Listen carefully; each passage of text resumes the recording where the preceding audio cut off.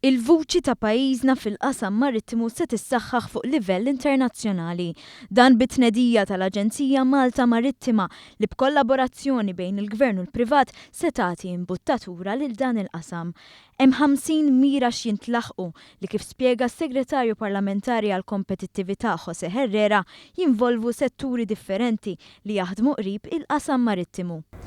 Din hija partnership bejn il-Gvern u l-Privat. Il-Gvern 5 ministeri għandhom x'jaqsmu mal-maritmu bħall-enerġija, il-fisheries, il-Ministeru tiegħi, it-trasport pubbliku huma kollha rappreżentattivi fuqha, u mbagħad in-naħa l-oħra huma r-rappreżentanti tal-privat. Din se jkollha taħt id-Direttorat Maritmu, se jkollha wkoll cluster managers, u l-idea hi li l-politika marittima toħroġ mill-privat u tiġi implementata mill-Gvern. Permezz ta' Malta Marittima imtela vojt li kien ilu jinħassi snin u dan għax kull qasam involut għandu pjattaforma komuni. Iċ-Chairperson ta' Malta Marittima Mark Muscat elenka dwar it-tlet miri prinċipali li l-Aġenzija se tiffoka fuqhom. Waħda hija l-promozzjoni tal-industrija biex aħna nkomplu nippromovu x-xogħol li jagħmlu huma, x-xogħol siwi li jagħmlu huma, l-aġenziji tal-Gvern u anke l-privat.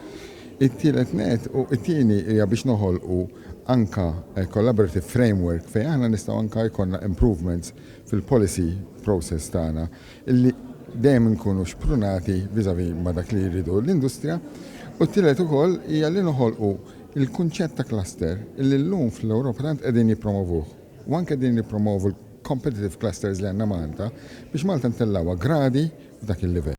Il-bandira Maltija hija l-akbar waħda fl-Ewropa, ħaġa li tiġbed l-attenzjoni ta' pajjiżi oħra li jaraw kif iżidu l-kompetittività tagħhom fl-industrija.